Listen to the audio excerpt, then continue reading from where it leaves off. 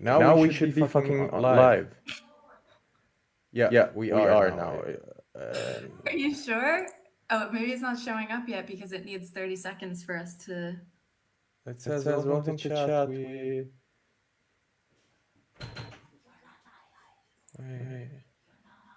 how How are we are we not not live? live? Yes, Yes, خلاص. خلاص. I I mean, mean, not not خلصتوا. خلصتوا خلصتوا.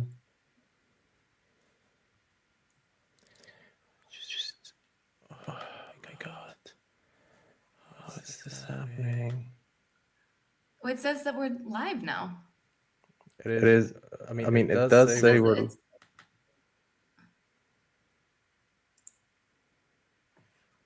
Okay, Okay, 3 people are waiting. waiting.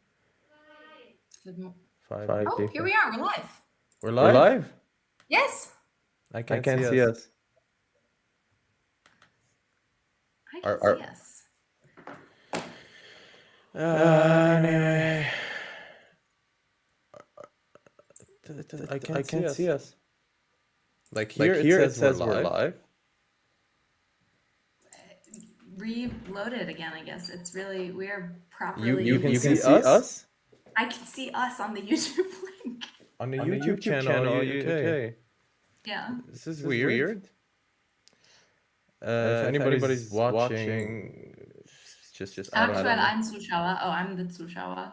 Aktiver Livestream-Zeit 82 Sekunden. How is How's this this happening? On the On the Exchained Exchained thing. thing. This This YouTube YouTube studio. studio.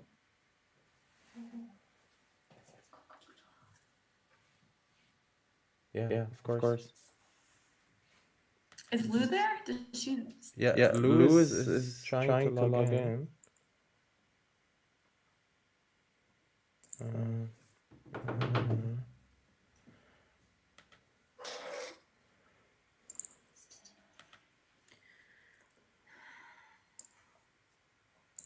It says we're live. Okay, there are 2 Zuschauer. It might be me and Lou. Okay, so now we're live. That's Okay. okay. I think We need to do another link because people are not getting getting this. Seriously. like on the other thing. Look, I can write in chat as Exchained, but I can't. Yeah, I can see it also on the thing. Should be live. Oh shit. It may be inappropriate for some users, so you have to sign in order to watch it. That's Oh not what we yeah, wanted. people can hear us. There's some echo, so maybe I turn off our. This should be. Wait, I can turn you off. Okay, can you speak now? Can people hear us now? I think they can, right? How? Okay. How are people not getting this? Okay. God damn it. Like some people are in the stream, some people are not. And there are 4 people waiting. Yeah. It's weird. Should I? We just tested all of this.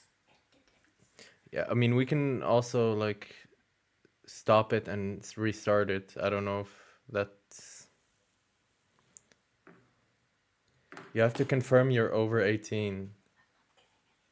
That seems kind of unnecessary. Maybe No. we should just take that off so people Yeah, don't have yeah, to true. sign in order to watch. I think because it was a different link. I don't know. Can anybody send the link that they're watching on right now? Because people are not able to see this. If they just go to our channel, though, it's, you know.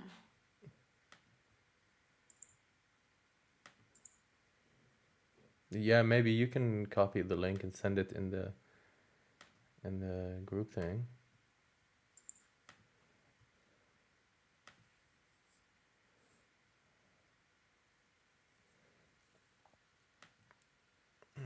Oh, shoot. So, yeah, because 3 people are in our live thing now and 4 are waiting on the upcoming one. But the upcoming one is today, is now. Yeah, but I guess it was a different link or something. Okay. Do you have the link? This is the link. Okay, now we're live. It seems like it was a bit delayed, and the old one is not so the waiting one is not working. Ugh. All right, then kill the waiting one. Okay. Yeah.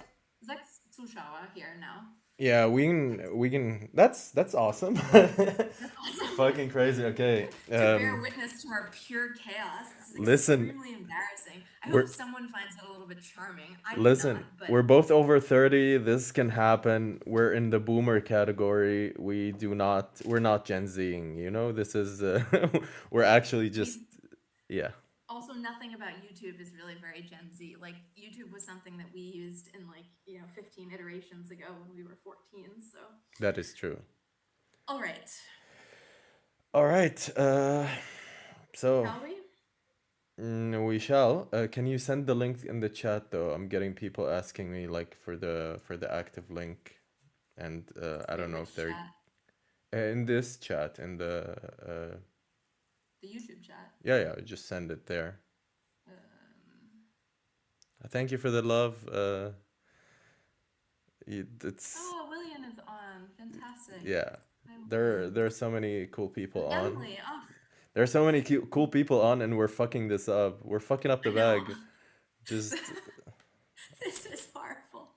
And the thing was we actually prepped all of this an hour and a half, more than an hour and a half early. We spent so much time getting this properly in order. And then I think what fucked it up is the waiting thing.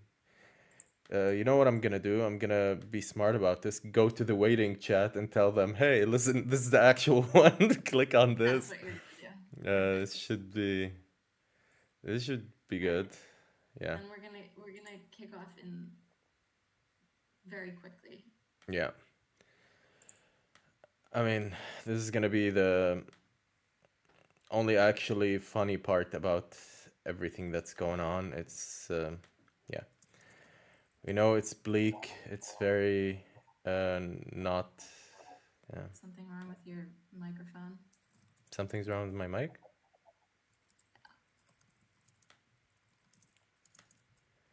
I'm writing in the other chat. Yeah, I can't. Yeah, thank you. Is anyone having issues hearing Karam's sound, or is that just me?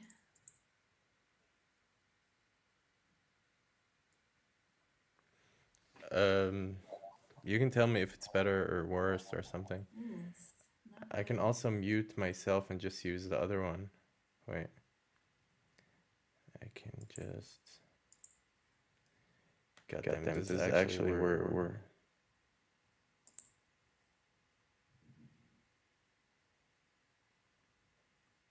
Hello? Now it's double, right? So is this better now?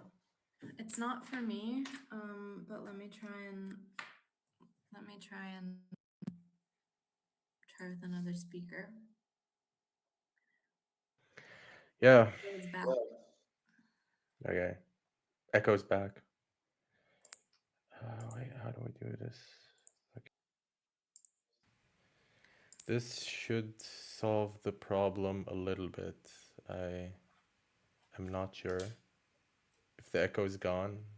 That's good for me. That sounds good for me, but I might have a different. Awesome. Yeah. So, we do 11 minutes late. Next week we'll be down to 9. The week after that 7. And at some point in our lives we will start with. We're just improving. I mean, yeah. We hopefully will get better. This fingers crossed. Okay. All right. Ready? You got to start with your kickoff. Oh yeah. So hello, Habibis, Habibtis, and Habib NBs. We are Exchained. My name is Karam, and my perfect co-host is Rachel. this is gonna be a regular thing. We have a lot of stuff coming up, and I think Rachel can give you like a quick, yeah, Quick recap. recap. So this is our third stream that we've done so far, but it's the second week in a row that we've been Exchained. We've kind of had a soft launch. Our logo was just finalized or somewhat finalized today, and we'll have some proper branding and start posting more regularly on Instagram and YouTube in the next few days and few weeks. But the idea that we created Exchained with is that there are so many voices within the movement that are not spotlighted or heard, and there's so much media that is problematic and defined by Zionist narratives, state interests, and a whole slew of other propaganda tactics and such, which make it very difficult to receive kind of reliable information on what's going on in Palestine, in Lebanon, in Syria, but I mean, particularly we're focusing on Palestine. We expected that our total focus would be on Palestine, but of course, last weekend and the massive developments that have been happening in Syria have also become part of the story and part of what we're planning on covering. Yeah. But ultimately, as Exchained, we'll be doing weekly streams on Sunday. I think we're settling on 8 p.m., 7 or 8 p.m. It seems like that works best for people to come on in the evening. And actually, this is very exciting. We've been waiting to announce this, but we're going to have guests on pretty regularly. We have a lot of people planned and slated to come on. We're fine to talk to you on our own, but we're really, really excited to be able to open the space up to people who don't necessarily have platforms or who we really value or want to hear from on a certain topic. So we'll be releasing the schedule of when people will be coming on in the next about 2 months. I mean, we'll be releasing it this week, and the schedule will be for the next 2 months. But we will have good friends of ours and comrades, including Heba Jamal, who's a Palestinian journalist and activist living in Mannheim. She's been one of the foremost voices in the media in Germany, which is an especially clearly repressive landscape. She'll be coming on to speak with us. Jonathan Fluxman is an anti-Zionist Jewish doctor in the UK who's been very active around healthcare initiatives for Gaza as well as Palestine solidarity. Yeah. Nadia, a good friend and comrade from Palestine Speaks, will be coming on in Germany, will be coming on to speak with us. And Hamza Issa, a activist and organizer in Oslo, originally from Jenin, will also be coming on, I believe, next week to speak with us. And so we have a slew of other people who also will be coming on, but that's just a bit of a teaser, and we're really excited. We'll talk about climate at the intersection with Palestine. We'll talk about different aspects of organizing and the movement, how we can be effective and how we can understand the argumentation and further our own education and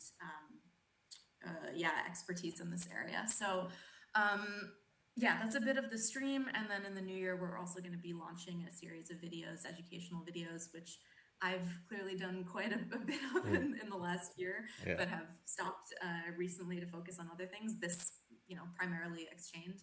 And Karam has also been doing these, podcasts and streams and real educational and update videos for quite a while. So we wanted to kind of standardize them and put things out there for people to concretely grab onto. So that's a little bit of what we are planning for, the upcoming months, weeks and months. Today, we want to talk about and really take some time to move through some updates in Palestine and Gaza, as well as the West Bank, and then also move to Syria. What we'd really like to focus on today, though, are some of the living conditions and realities in Gaza, in North Gaza, but throughout the Gaza Strip.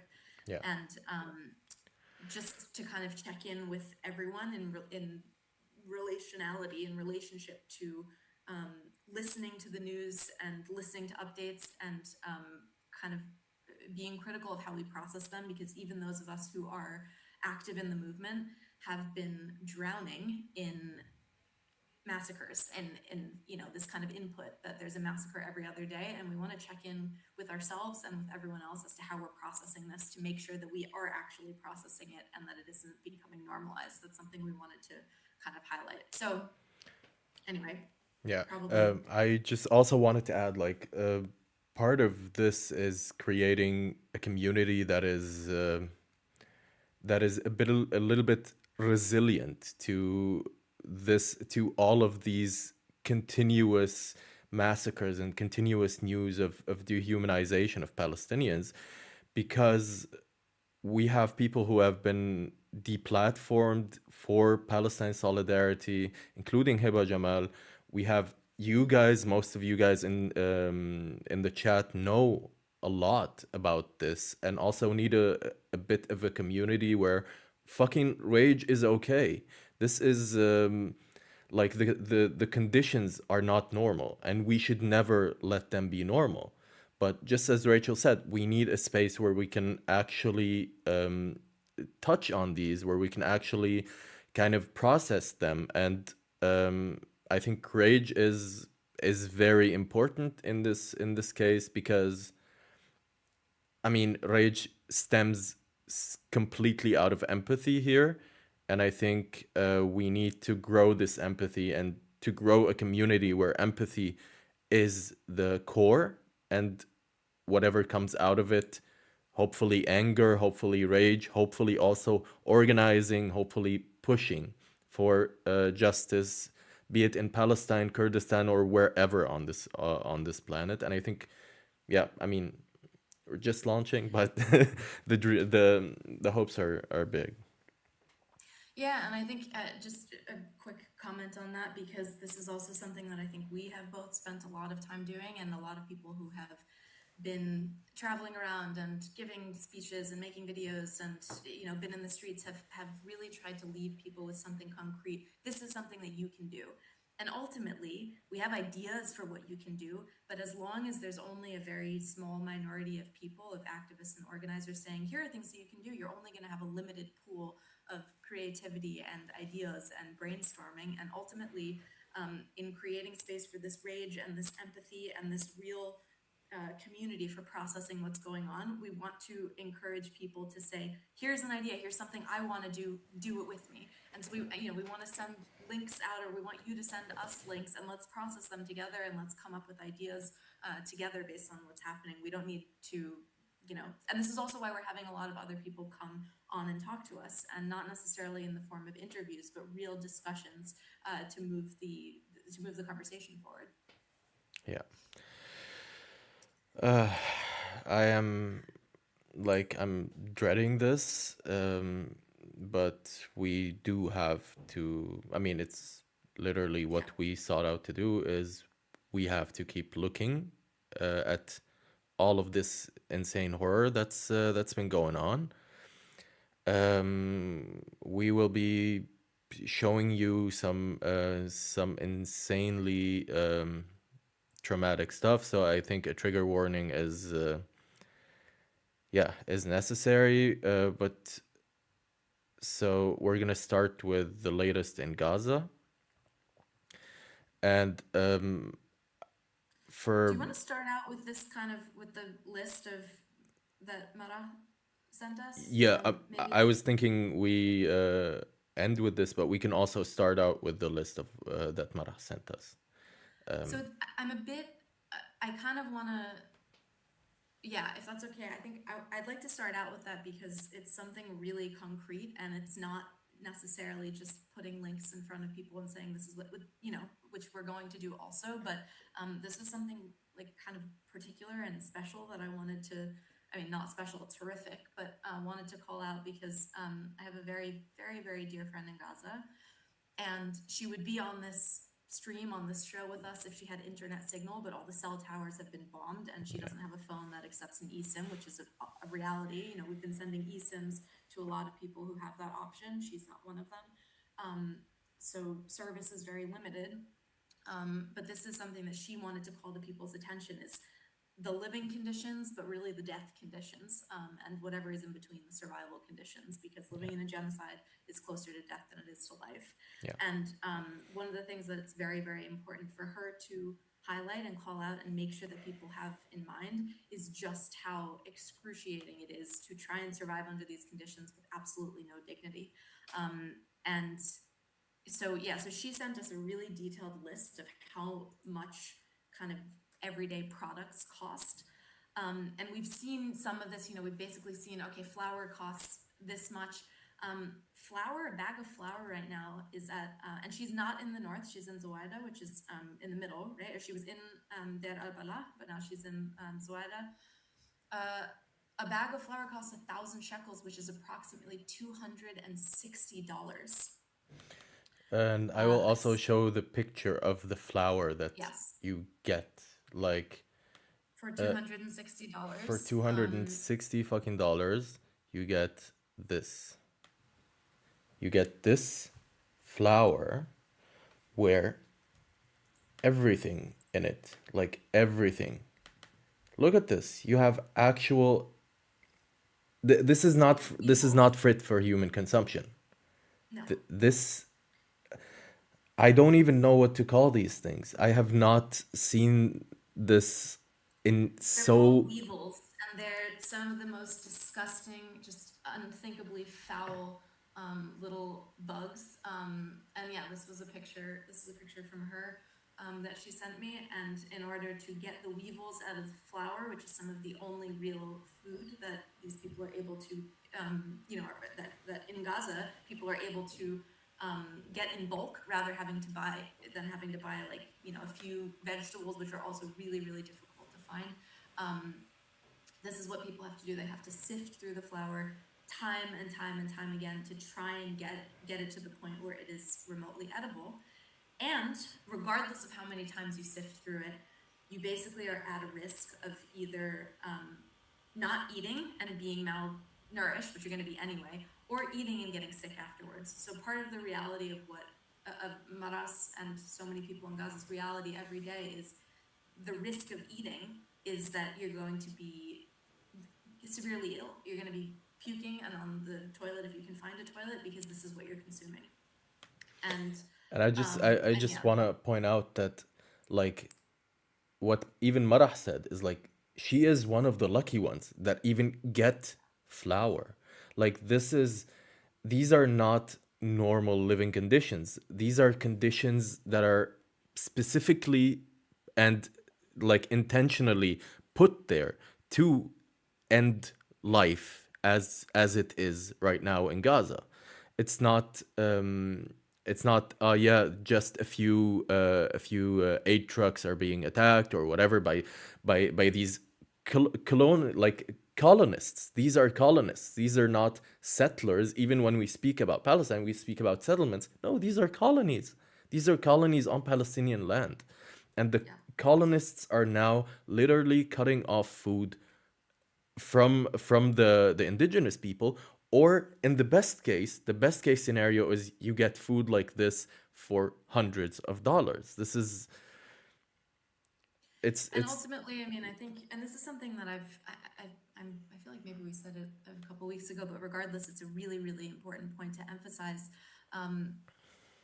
My friend Mara has so much bitterness at having to view herself as lucky. Can you imagine looking at your own circumstances, which are horrific and indescribable, and those circumstances being favorable in comparison to everything else happening around you?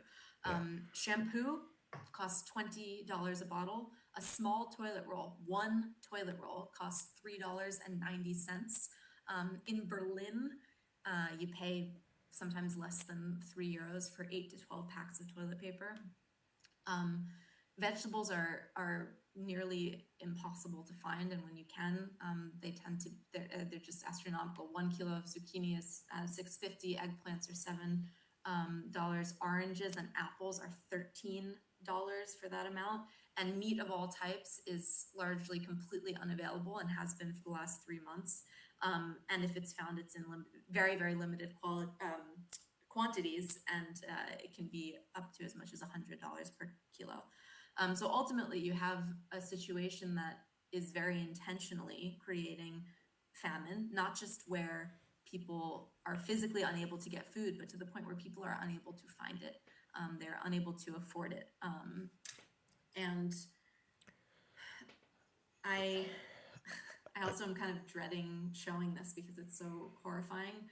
But I put a link in our document, the Instagram reel, because some of the kind of most, I don't know, you can't really choose, but some of the really most horrific videos I have seen have been the videos of children being squashed, waiting for food, with people who are starving and just crying and processing that this is something that they have to do in order to eat. I will show the video. I think trigger warning is, yeah.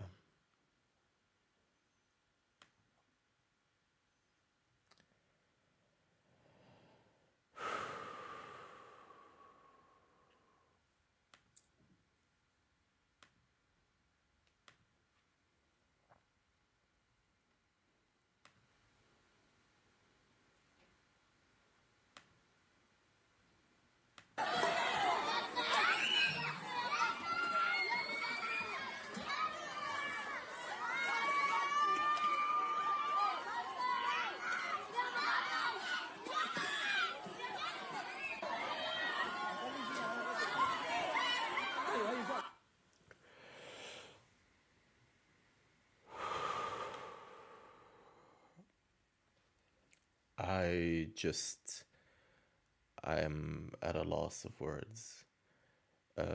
Children are among are the category of people that should be protected the most. And what we're seeing here is the process of unchilding. These children have not had anything that remotely resembles a healthy childhood. I don't know, I don't remember if I have the graph, but it said if you are 12 years old in Gaza or 15 years old, you have witnessed 5 wars and now a genocide. It's it does show the effect that racism has in our media portrayal, because even when we go through the links, which we will do, we will see 130 people killed or 136 people killed in a massacre, or 70 people killed in one airstrike, or even 20 people killed in one airstrike. What really, like, the level of dehumanization in general is that these people are literally numbers to Western media. The way they phrase these kinds of reportings is, yeah, they died. And it does not take into account that these people had a life. Like, the lack of empathy and the clear racism are just beyond, like, they're over, like, I don't know, this is not something normal. And what we're seeing here, we're seeing children trying to access food, not even trying to access I don't know, fucking iPhones or like these. This is, we had a, okay, I know it's this is not in our list, but we have had, when there was a concert for Travis Scott or whatever, and a person died, everybody was like, oh yeah, Travis Scott needs to take responsibility. We've had the fucking a building, the Notre Dame, when the Notre Dame burned, we had every single fucking media outlet reporting about it. And not just reporting about it, we had millions and millions of donations to repair one building. We have here complete lives, entire lives of people that seem to be worth less than a few old rocks. And this is ultimately, I think, the point we're at, and why we're just sitting in this pure rage and pain, because you have your political analyses and you have the moments which we're going to move on to at some point, where we open the links and we talk about, how many people Al Jazeera has reported murdered in these various situations. but we want to take a minute to look at these people's faces. There are people, there are children, our sons and daughters, our sisters, our brothers, our aunts and uncles, our loved ones. Not, I mean, literally, and also because we have a responsibility to look at them and understand that and fight for them accordingly. So, and I think that's what is unfortunately very, very lacking in a lot of political spaces. Not to throw shade at anyone, but this has just been my experience, and what I want to kind of retaliate with, so to speak, is no, take the time to look at these people's faces and see the true, as Karam said, the true impact and the reality of racism and dehumanization, because this is what it is, and this is what happens when you allow that to run rampant in your societies, when the anti-Muslim bans and the bans on hijabs and all of this and that. This is what happens. This is what it creates. This is the dehumanization that it causes and what it's capable of. It is a sliding scale that leads directly into genocide.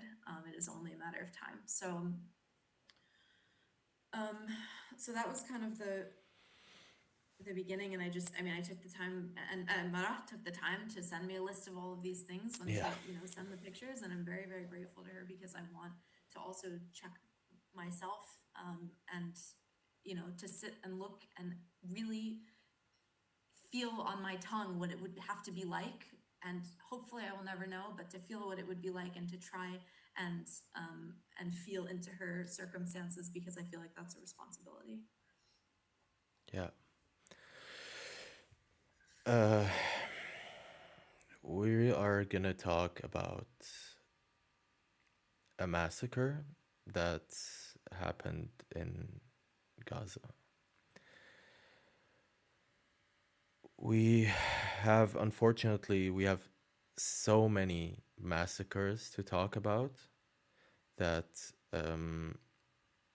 I think just like we said, Al Jazeera reported on a massacre of the 136 Palestinians in Gaza, and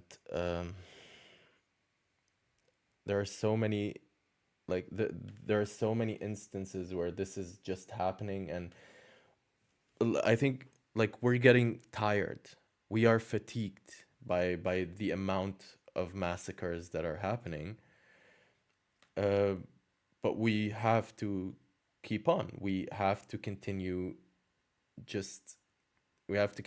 looking at this. We have I can't even find the link. Like this, I am sorry. It's okay. There's a long list of links, and this was the topic that we wanted to broach, of what is a massacre and how do we really process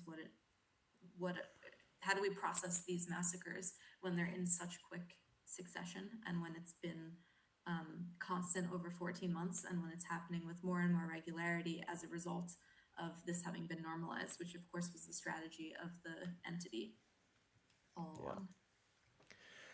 Yeah.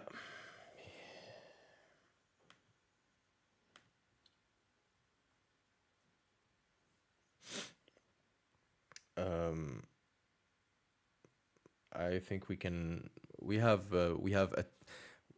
just also we will get back to this, but I think we can also, I wanted to talk about the healthcare system that seems to be only relevant in the beginning, and how actually propaganda works. Because we all remember in the beginning of this genocide, we had an attack on the Al-Ahli hospital, and the entire West focused on it for like 3 minutes, and in these 3 minutes, Israel said, "Oh no, it wasn't me." Like literally, it's just, "Oh no, it wasn't us," and we ended up, the media ended up saying, "Oh yeah, it's it's umstritten. It's not sure if it was Israel or whoever." And Israel made these weird propaganda videos where people are speaking Arabic and they're not even speaking in the right dialect. It was just all just a huge shit show. But it does not matter. Right now, we have, out of the 36 hospitals, we have less than 12 functioning. All of the rest, not And none even of them are fully functioning. none All of of them, them, yeah, they're none marginally of them are functioning. fully functioning because medical aid and stuff like scissors are not allowed in because scissors have dual use, which is an insane statement in itself, but it is something that is happening. And now I'm gonna show you a video of the Israeli bombing of Kamal Al Adwan Hospital while the reporter is there. And I guess trigger warning or something. I don't know. This is something that we're gonna have to continue doing, continue saying. So yeah, I'm gonna play it now. They are putting the food in the warehouses of Kamal Adwan Hospital, and let's speak to the director of Kamal Adwan Hospital, Dr. حسام صفية. دكتور واحد من منظمة الصحة يصل، ما الذي يحمله ونرسل.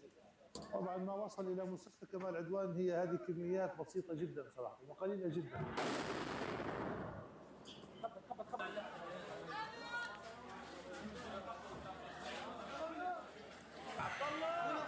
This is the level of destruction, as you can clearly see. They are putting the. Yeah. So I just wanna address something, which is the aid that is coming in. We're seeing even the aid that is coming in while it is being delivered, which means all of the coordinates have been already communicated to the occupation forces. They know exactly where the aid is, at which point the aid will be put into the hospital, and that is the moment where they decide to bomb the hospital. So what we're seeing is even like there's such little amounts of aid are coming into hospitals, and including like anesthesia is also sometimes not let in, and even this aid that is being let in is being bombed. This is a strategic decision. This isn't like a coincidence. And we've seen these kinds of attacks on medical staff with the killing of Hind Rajab, where they killed the two medics on their way to help the 6-year-old girl that they had shot. So And by the way, I think because you're mentioning Hind, I think, and this was something we talked a bit about generally the north of Gaza and the situation, and that's what these two links were, these two massacres, for instance. But because Israel has relentlessly targeted healthcare workers in every capacity as it relates to healthcare, as well as journalists, as we know, and has destroyed all infrastructure in the north, and there has been basically a complete lockdown. I mean, a complete what's the word? Siege. Like, yeah. For 60 plus days. We will never actually know the degree to which incidents like that continue to take place, as with Hind Rajab. I mean, this is an everyday occurrence because Israel doesn't just have the intention of doing this, they have the intention and the strategy to create the infrastructure, rather destroy the infrastructure necessary to even document that these crimes are taking place. Yeah, I mean, it's also a strategic decision to not let in journalists. Like, international journalists are not in. Palestinian journalists are labeled as terrorists, and therefore they are okay to kill. And systematically, like not even like it's nothing happens by coincidence. We have multiple reports about the use of AI, which I think we will do a separate video on, like the digitalization of this genocide, the use of this new tech in the extermination of Palestinians in Gaza. We also have news from Al Jazeera that I will show you the link. Attacks on schools. Who would have thought Israel would attack schools? Yeah, so Israeli forces storm Gaza school sheltering displaced, killing at least 15. Remaining displaced include women, children, and reportedly being forced out of Khalil Waida school by Israeli forces. At least 15 Palestinians were killed. That was today, right? That was today, actually. I think like 3 hours before we started. Yeah. So just even like what this shows is, first off, this is in Deir al-Balah, which has been besieged. I think now we're at 70 something days in the north, and they're right? It's in Beit Hanun. I didn't hear you. You said Deir al-Balah. It's in, but the school massacre is in Beit Hanun. Oh yeah, sorry, yeah. Yeah, but like this is exactly what I mean. Like we are not able to even catch up with the amounts of atrocities that are happening. There is no safe space. There is no safe place in Gaza, and not even for children. And these attacks on schools are also not like a one-off. These attacks on schools are also systematic. We have, I think I have it here somewhere. It's about scholasticide. Yeah. From Relief Web. Also a very trusted source. We have scholasticide, Israel's deliberate and systematic destruction of the Palestinian education system in Gaza. This was on the 2nd of September. The 600,000 Palestinian students are now losing another year of education, if not their lives. We are. They have targeted. They've targeted universities. We've actually seen the university being blown up by IOF soldiers while they're celebrating. Like they're very happy about committing war crimes, and these war crimes they have been documenting these war crimes themselves. They murdered so many professors. They murdered Rafat Al-Arir, which was one of the main literature professors in the Islamic University in Gaza, and he was one of the people who launched "We Are Not Numbers," which, yeah. He was also someone, if I may, who it's been insane in the devastation and wake of his murder, which was over a year ago now, that he left us with such a wealth of information and wisdom. Yeah.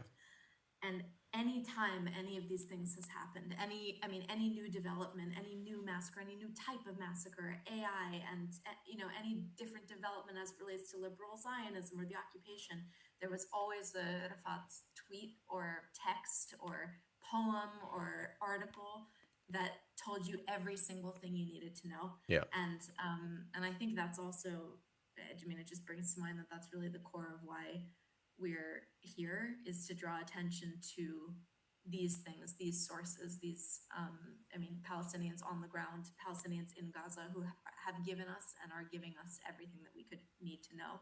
And it's this important to kind of project and center their voices. And they're also being taken away from us in a in an extremely brutal way.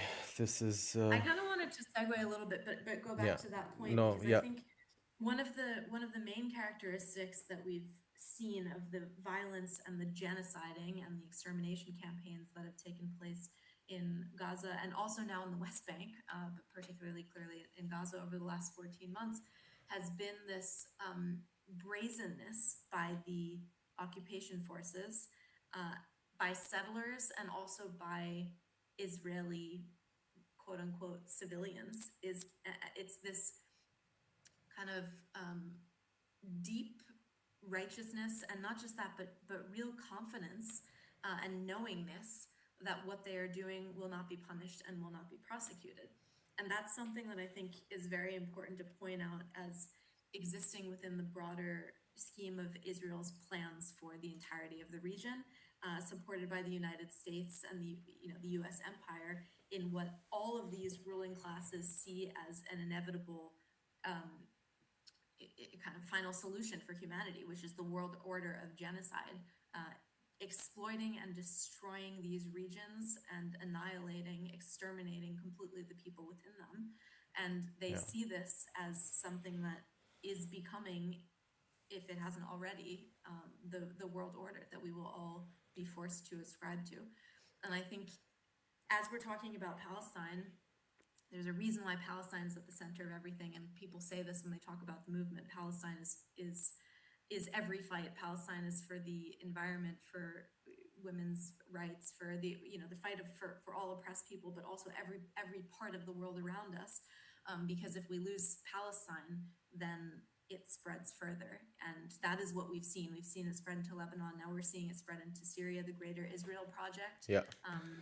Which the settler colonial expansionist project, and certainly it has also. I mean, it has spread into the West Bank. It has been in the West Bank clearly, but this was another point that we wanted to bring up because there have been significant escalations in the West Bank.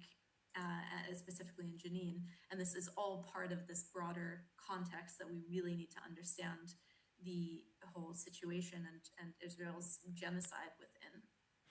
Yeah, and I think I just wanted to also talk about, like you mentioned, this brazenness. But this brazenness stems out of supremacy, out of the feeling that you are just just a better human than others who maybe not even who do not even get to the level of humans. And this supremacy is also like always is always like even put into action, or I don't know if it's the result of the insane impunity that Israel enjoys. Like this entity has been allowed since 1948 to steal people's land, to ethnically cleanse them, and continue to oppress them and treat them as not human. So I don't know if the supremacy comes from that, but it definitely helps. Just make this a thing that these people think about, and it is in the end a settler colonial project, and it is expansionist by nature since its inception. And right now we're seeing it move into Syria. In my opinion, the reason for it is that they did not see a threat from the Assad regime. The Assad regime was just an enemy, a weak enemy at best, and at worst for the Israelis, he was an accomplice to murdering his own people and continuing the oppression. So oppressors do not see other oppressors as enemies. They see them as potential allies, so not a danger. Yeah, I don't know where we go from this. We have so much. Also, we have so much. I wanted to go to the escalation in Jenin.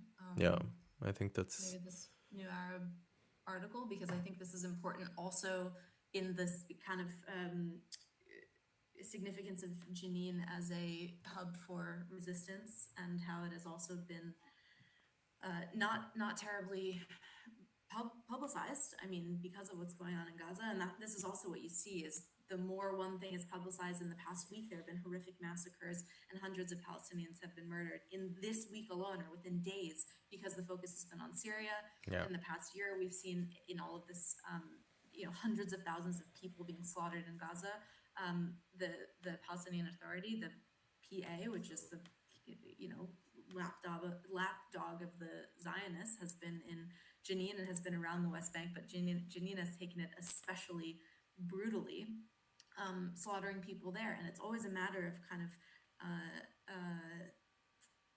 shuffling people around and shuffling stories around to make it so that people's eyes aren't there. Yeah. But the developments in Jenin are horrific. But what I also would like to say about, I mean, let me just switch to the other screen. The developments in Jenin. We have clashes between the PA forces and Jenin brigades continue in the West Bank. The PA forces and Jenin brigades fighters continued on Saturday afternoon in the northern West Bank city of Jenin amid a broader crackdown by the PA. The sources said shops had been closed in protest against the violence, and relatives of those killed by the security services had taken to the streets to rally against the crackdown.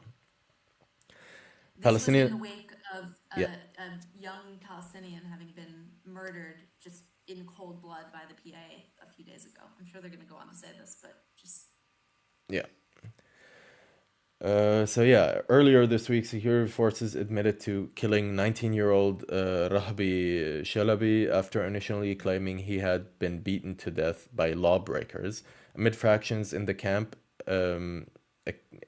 armed fractions in the camp accused the PA of doing Israel's bidding by cracking down on the resistance groups. Palestinian Prime Minister Mohammed Mustafa visited Jenin on Saturday to show support for the PA forces.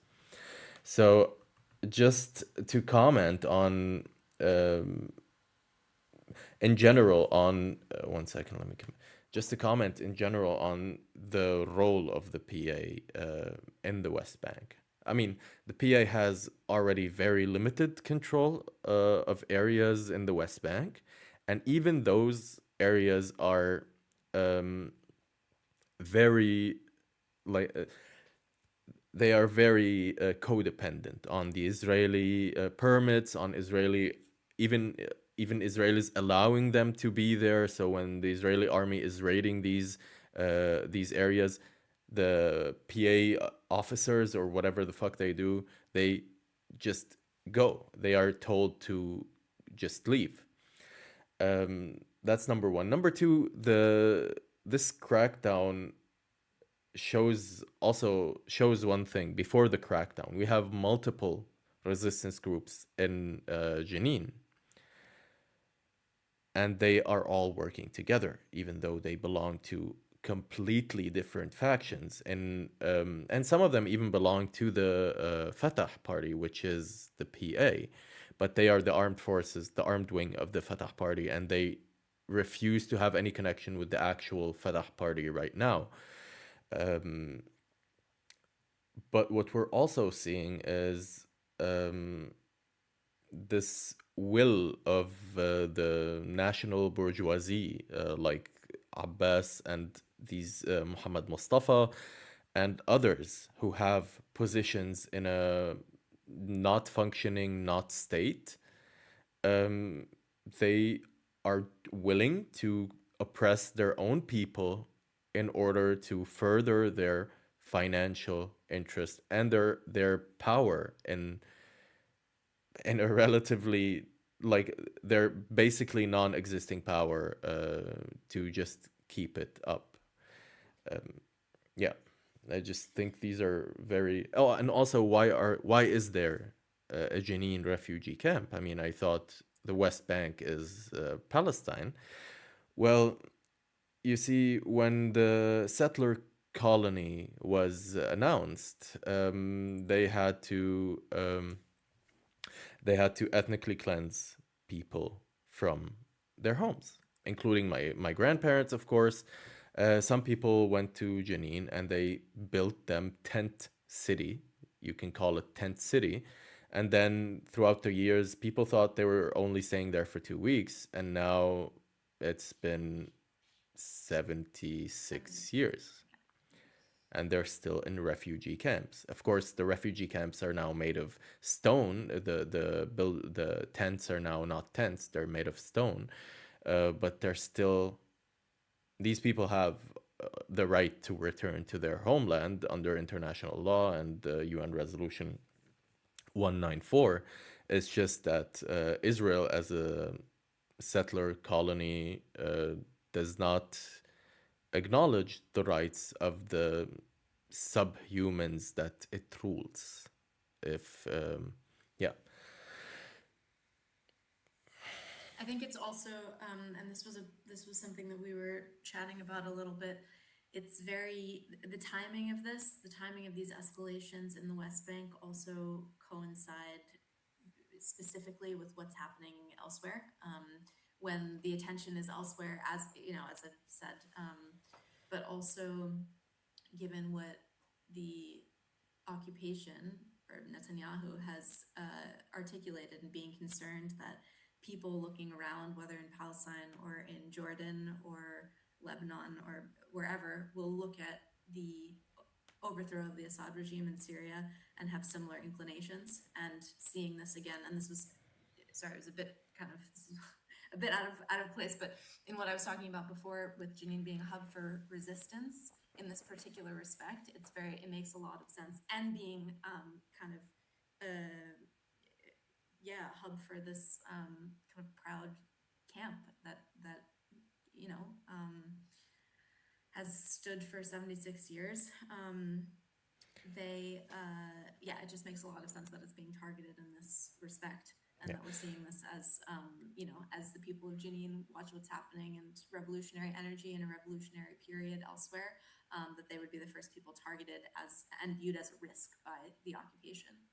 Yeah, I think also that the fact that they're they're banding together against the occupying forces, but also something interesting just popped in my head. So, do you think it has anything to do, because normally the occupation would just send its own forces to oppress Palestinians, even in the areas where the PA supposedly has power. Uh, do you think it's because the occupation forces are busy elsewhere, i.e., doing genocide in Gaza, or now expanding into Syria? And They're in Syria. I so, mean, I don't have a sense, and that's a very, very good question. And I mean, I'd be interested if anyone in the chat has any answers, or if it's something that we look into and kind of report back on and talk about next week. But how much capacity do these people, does the diaper army have? I mean, you have a lot of soldiers shitting their pants in around Damascus right now. yeah.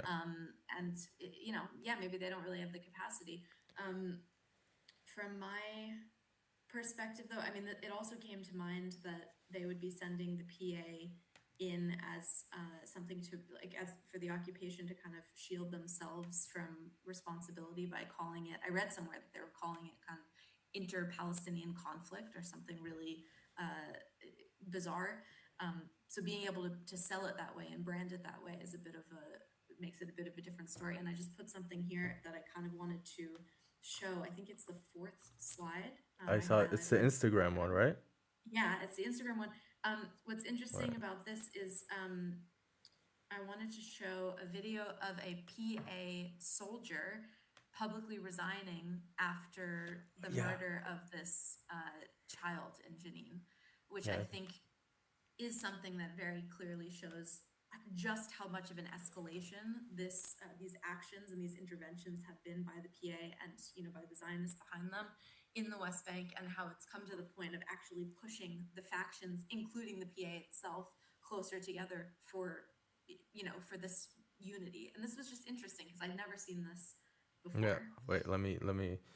I don't know how to get a better a better cut than this, but the guy's head is is not very visible. I can either show his head completely or the translation.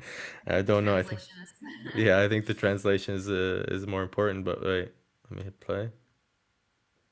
لا يمكن أن تكون قاتلا لأهلك وشعبك ودينك. Yeah.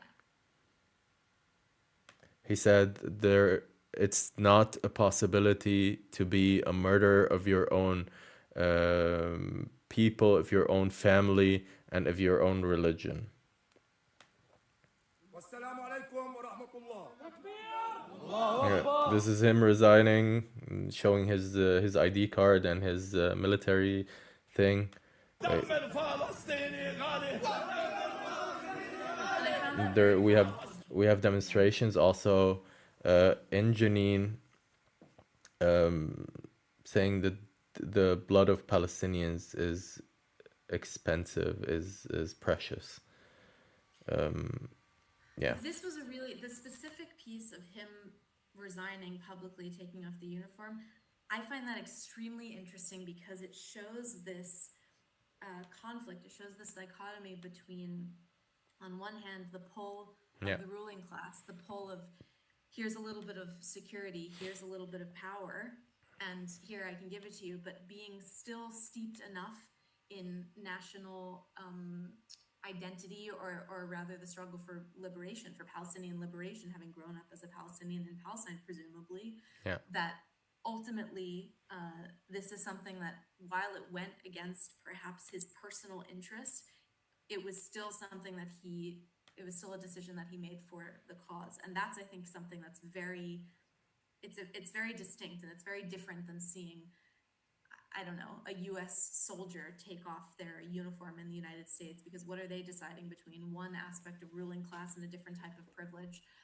It's possible that this person who was serving in the PA was only safe, or only had a, means of fighting the occupation or something, as long as he personally was in that station in Yeah. life. Yeah. But these kind of currents and the way that they run in this context is very, very specific compared to what we see elsewhere, clearly. I mean, I think there are some similarities to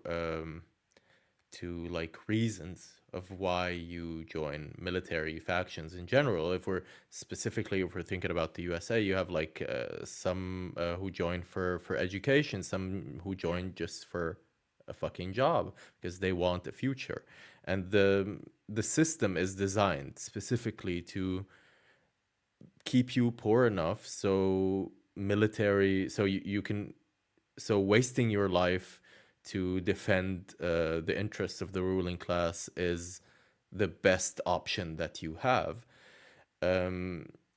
And it's we're seeing the same. This is like on a some level it is similar to this in Palestine, but I guess it comes to where the violence is directed, because in the US, if you are a soldier, the violence is always directed to the outside, to the out group of the outside.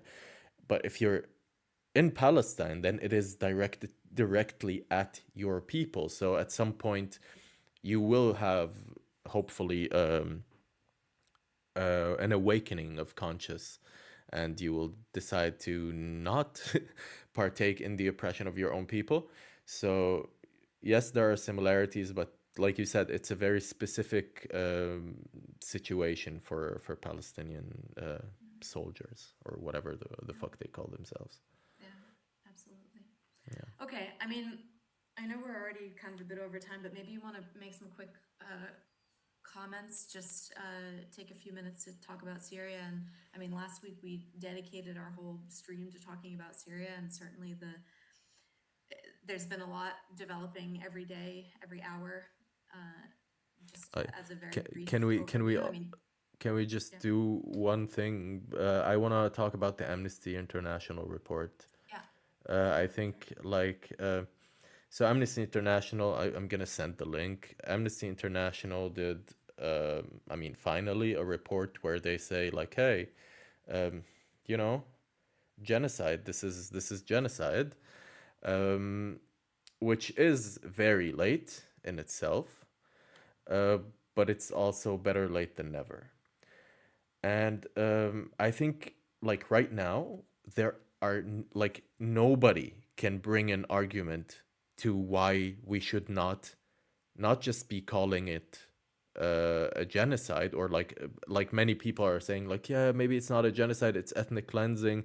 We had Omar Bartov in the beginning saying, yeah, I don't know, maybe it's not a genocide, it's ethnic cleansing, while other Holocaust and genocide um, academics were saying it is a clear genocide. It's a textbook case of genocide.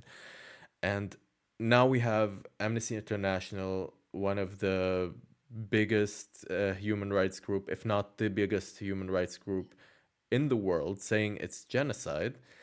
Um, I think it is now on us to never um, like talk it down. This is I've seen in a lot of like leftist circles, we've had people who are like, yeah, the G word is like a bit too much and stuff like that. And I don't know, specifically here in Germany, because Germany is so obsessed with they're so obsessed with keeping genocide. Having a monopoly on genocide. Yeah, they have a monopoly on genocide. They're like, no, listen, we partook in all the other genocides, so we know, like, we are enlightened through the complete extermination of a people. We get enlightenment to say, oh no, this is genocide, this is not. Like, what the fuck? These people should be the last to speak on genocide in general. But yeah, so we're now at the point where if anybody says, oh, it's not genocide, I think you should have the right to slap them in the face. But I don't make the laws, so yeah. You at least have something concrete to show to people, and to Yeah. say this is, and I had this type of conversation the other day, where I was able to say this is recognized by this body and this body and this body, and now it clearly has been named by Amnesty International. And look, I mean, what are they actually doing? What difference does it actually make? I don't know. This continues. This is the perpetual question. This is the eternal question, and the eternal kind of how much we don't set store by international institutions or human rights organizations or whatever. Amnesty has left us in the streets to be bludgeoned by cops for 14 months. Yeah. Whereas I have comrades from the US who show up here and go, where are your legal observers? And no one has any idea what they're talking about. So I don't know. Yeah, great for Amnesty. At the same time, it is just one talking point that you can bring to a conversation and say, here, you can't shut this down. Or you can go and take it up with Amnesty International. It's just a Yeah. little bit of, Yeah. it's just a little bit concrete. That you Listen, I don't make the rules. I'm not like a lawyer, a human rights lawyer. But it sounds like the evidence is all pointing towards the G word. Unless you were like a supposed human rights lawyer like Keir Starmer, who sold his soul, I think. You should be able to say the G word without without bleeping it. Yeah. Wait, I wanted to. I'm looking for one thing about Syria. Yeah. Is this the Turkey providing military support? No, so I think there's some like the new Syrian like interment government said that their first request to the UN was that Israel stops its expansion into Syria. I think that was something like this, but I could not. Joint state. Critical history to build more hopeful. Okay, so there is a joint statement, and Just a quick, maybe start with a quick background as to. oh yeah. So yeah. On last week Sunday, on the 8th of December, Syria was liberated from. Oh wait.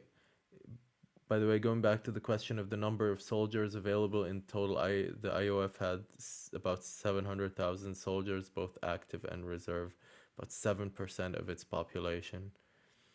Yeah, I mean, this is like the the hyper militarization of a society, and this hyper militarization is only based on fear of others. Like you cannot convince 7% of the population to join an army unless two things: unless they know they're not fighting uh, uh, an opponent who's actually uh, as well armed, at least, and number one, and number two, unless you convince them that fear of the others, these others are they just want to kill you. They're like monsters, and this is why you have to fight.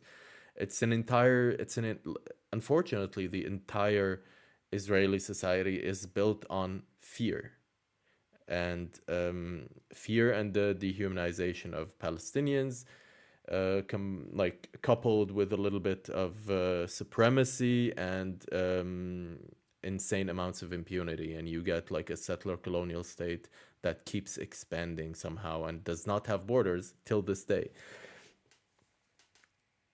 Which leads directly back to this point on Syria. Yeah. So yeah. Then again, most settlers these days don't settle out of ideological but economical reason, but will of course still support their armed forces. I think we need to, like, I'm with you. I think we need to stop using settlers as a word. The fuck are settlers? These are colonists. These are colonists colonizing Palestinian land. It's not this settlers and building settlements and communities is not an accurate description of what's going on. It's expansion of a colonial state, which makes these people colonists. It doesn't. I also would be interested as to where that thought comes from, if that's some kind of poll or if there's some kind of source to that, because that is very far from my impression that settlers or colonists really don't settle out of ideological reasons. I think there certainly is the cohort of the population in Israel who settles out of, or who is there out of economic reasons or can't leave out of economic reasons. There are notoriously Holocaust survivors who can't afford to leave and are dirt poor and looked down as scum by the Israeli government. And there are a lot of folks from Eastern Europe, from Russia, from etc., who can't afford to leave and maybe don't have the resources to get another passport. But if you look at, what is it? It's over 90% of the population who believes that Israel's approach in Gaza is not brutal enough. So you really do have people who are committed to the ideological Jewish supremacy of the Israeli state. And my personal experience is also, I mean, I'm not claiming that my personal experience is indicative of or replaces statistics or anything, but having grown up in the US and having grown up amongst hordes of Jews in the US, many of whom then emigrated to Israel and went to go make Aliyah.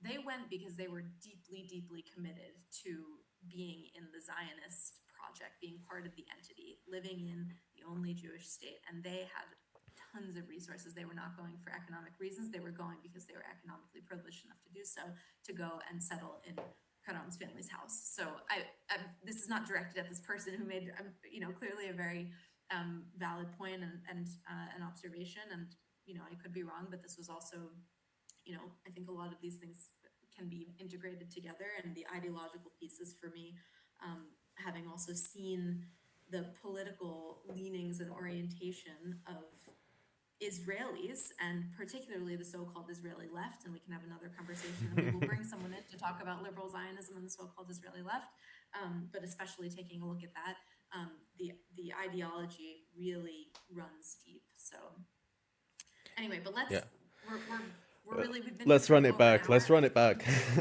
I don't know. Listen, I don't know how much time we have. It is a Sunday, but I think people would also maybe want to go do other stuff. just stay with us for a while, and wallah will be done quick. Yani. Will be soon. I just do think it's important, and Karam has such solid takes on clearly, and contributions on Syria, and I think it was really great to be able to send around the resource that we created last week.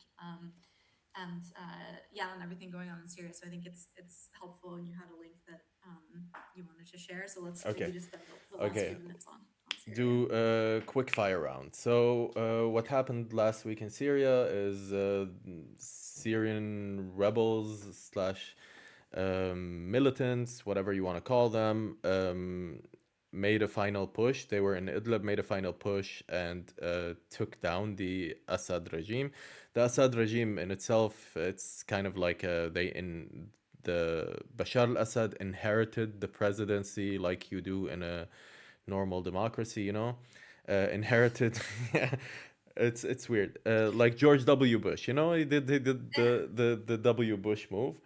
He inherited the presidency from his father. His father was also extremely oppressive towards his own people.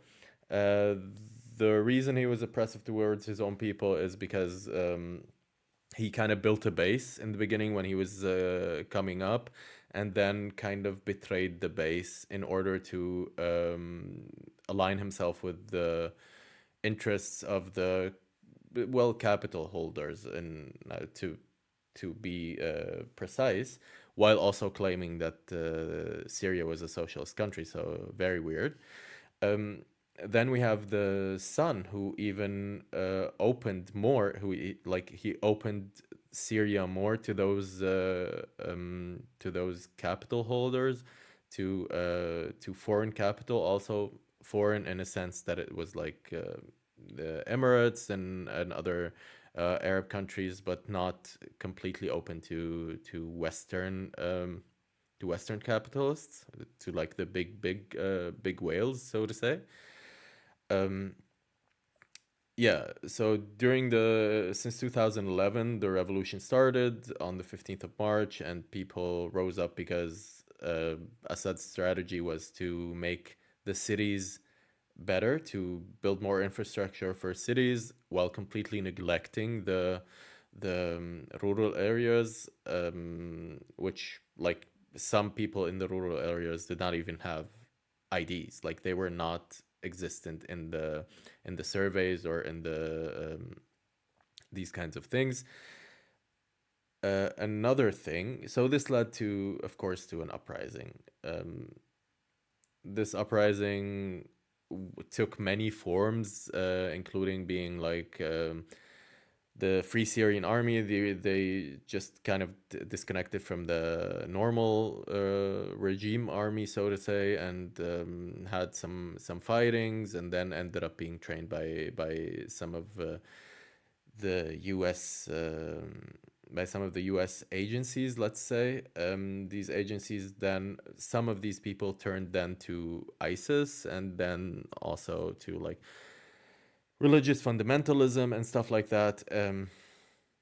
So what we had now is we have the groups who partook in the last push, let's say, where we have the HTS, Hayat Tahrir al-Sham. We have the Syrian National Army, which was the Syrian Free Army before. It's not the actual national army, but it was the Syrian Free Army. And we have some of the Kurdish forces, which are the Syrian Democratic Forces. I think that was their name. The HDS, the Jolani guy, was a former Al Qaeda member. So, but he said no, it's a phase. So, I'm over it. I'm in a different vibe now. Yeah, he's in a different vibe. He used to be emo and very brutal towards any kind of minority, and now he's like, no, I'm reformed. Believe me, wallah, and stuff.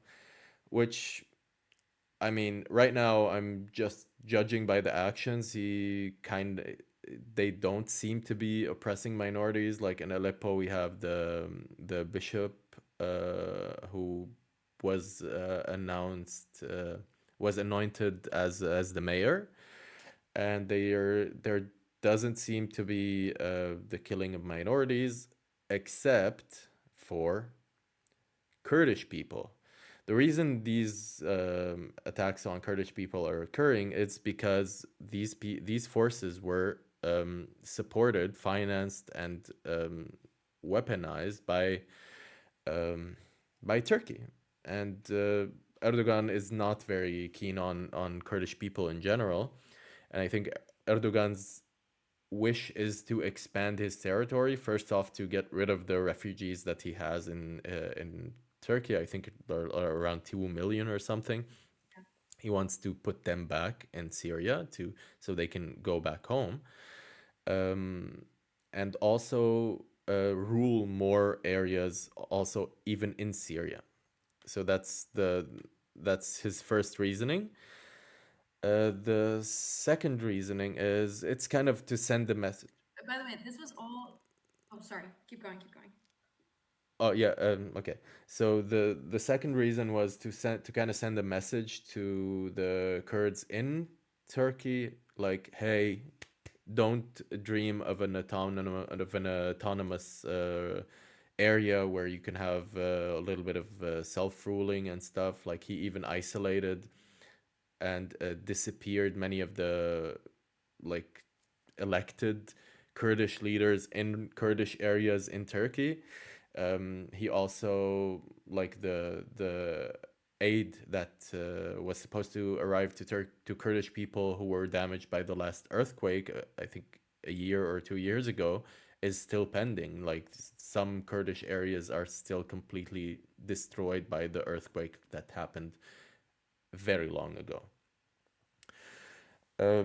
So yeah, I think right now we have these three forces kind of. The Kurds were armed and trained by the Pentagon, I think, and they have had their autonomous region, Rojava, for a while now, which is like from the north of Aleppo. We have Afrin, Kobani, and Qamishli to the east. So you have the northeast of Syria is the region called Rojava, and I think they have shown some compromises, some in the sense that the name of their forces are the Syrian Democratic Forces and not the Kurdish Democratic Forces, or not even the Rojava Democratic Forces. So they still see themselves as part of Syria, which is a very good message to the coming governing body in Syria, to the coming government. But now we have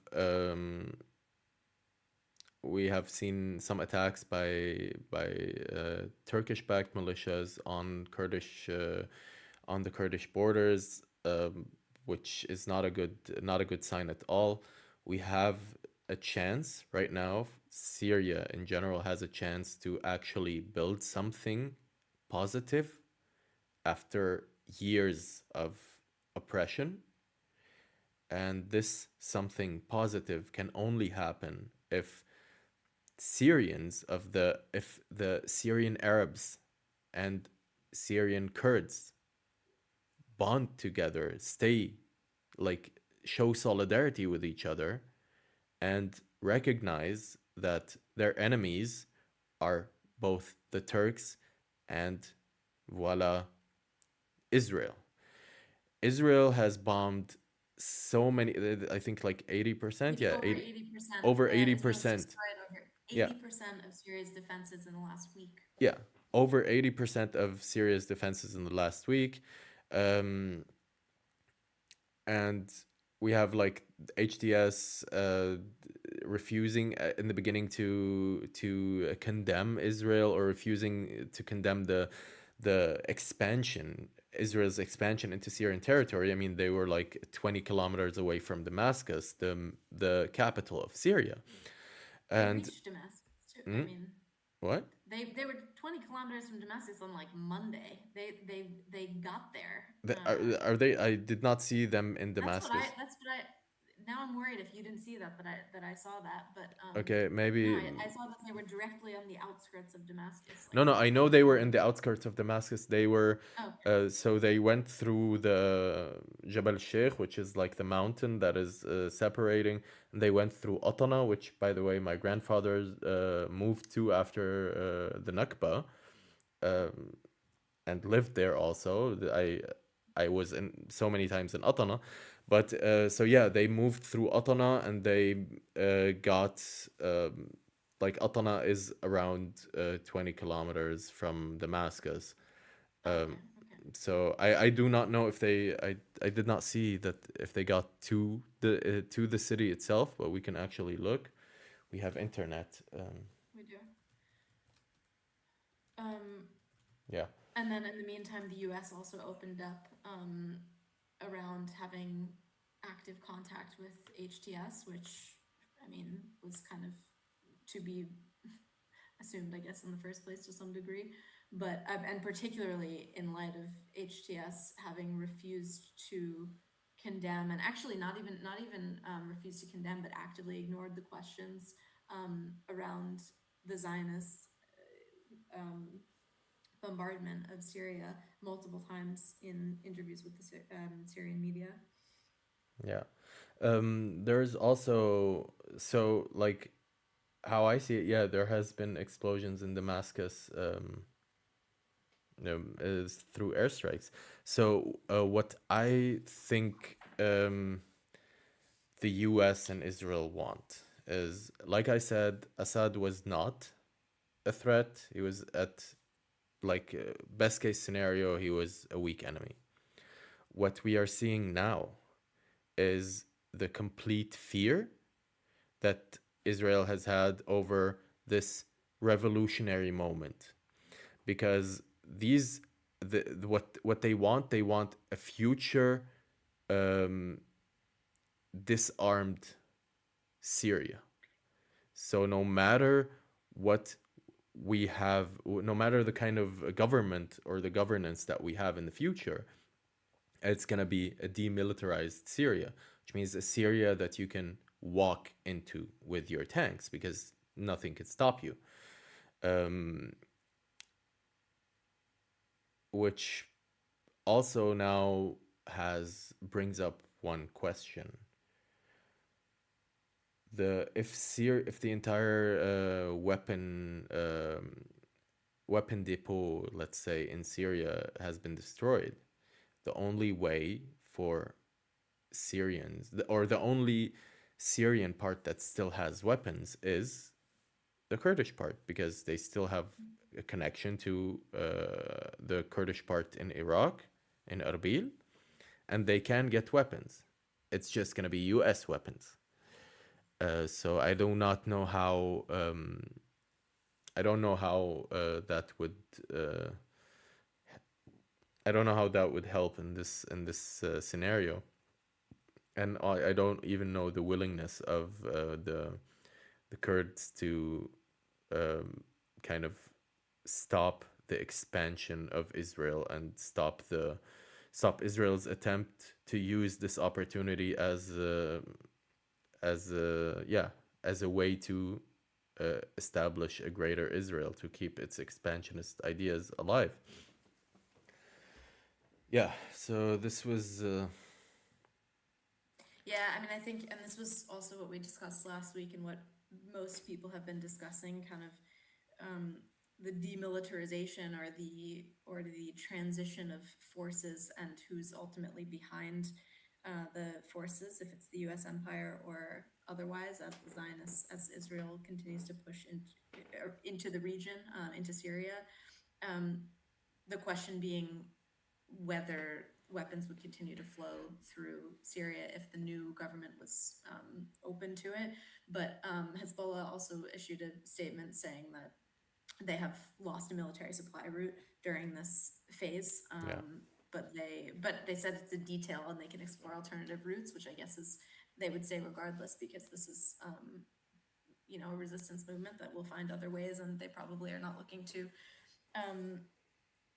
to offer anything else. But it certainly has been part of the big question, because this does to some degree leave, or have the potential to leave Gaza on its, in a more vulnerable position than perhaps it even already is. Yeah. We have George writing, Netanyahu just confirmed further settlements or colonies in Golan Heights. I mean, this has always been the case. Now they build colonies, and then they need a buffer zone for these colonies so these colonies can feel safe, and then also extend these colonies. And all it needs is the recognition of the U.S. empire of said colonies as part of your state, which, I mean, under Biden and Kamala, it was they just continued this, but under Trump, it's gonna happen. So, I mean, Trump already recognized Golan Heights as part of the entity. It's not, Real. Yes. yeah. Absolutely. Yeah. Yeah. So look, I mean, I think we've covered quite a lot today. Yeah. We had a lot on our list, and we knew that it was we knew that we were chomping off a lot, but I think these were all things that really needed to be covered today, and I'm so glad that people joined and also really stuck with it throughout the conversation. Thanks for also participating and writing in. Yeah. You can also send links or something if you need. I mean, we can also send you all the links that we have today about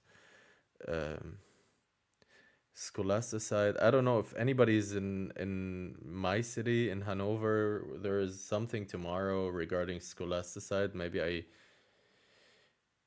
show you this. But I mean, so we talked in the beginning about all of this, all the emotions that, humans with a heart should have regarding the insane dehumanization of Palestinians. And I know this is a very it's a very sensitive issue. I just wanted to come back to what our friends in Gaza have sent us. And we have always pads for $12 per one pack. And I know it's the thing is, we have heard from so many Western supposed feminists about the women's rights and how they always seem to find women who are oppressed all over the world, which is true. It's just that they use bombs to liberate these women, which I do not know how this works. But if you're a hammer, everything is a nail. So there's only one speed, and imperialism only cares about one thing: justifying the use of these death machines, these death tools, to continue also to continue justifying their production. So if there is no war tomorrow, there is no need for any weapons. That is the whole point. As long as there is war, there will be ways there will be people developing better weapons, and weapons that kill even more people and more people. And the only people who suffer are the people who have the least to do with any of this. People like you and me who just want to live, who do not want to be used as an excuse to bomb their entire cities, their entire city blocks, because you, with your extremely Eurocentric, capitalist, imperialist eyes, think I can liberate these people with bombs. And I'm not talking to anyone specifically. I just like it's a riff. Yeah, absolutely. Absolutely. Yeah. Rachel, that was yeah. So yeah, I think we'll be back. I think we've covered quite a bit today. yeah. We will be back next week, and you can check out our Instagram for. I believe Hamza will be back with us next week to have a discussion about occupation and a lot of other themes clearly. But stay tuned on our Instagram, and we'll be posting the schedule of when we'll be having discussions with who. And thank you so much for joining us and being part of this space and helping to kind of develop this community. It means a lot. Welcome to the community, Free Palestine, and we see each other next week. Bye.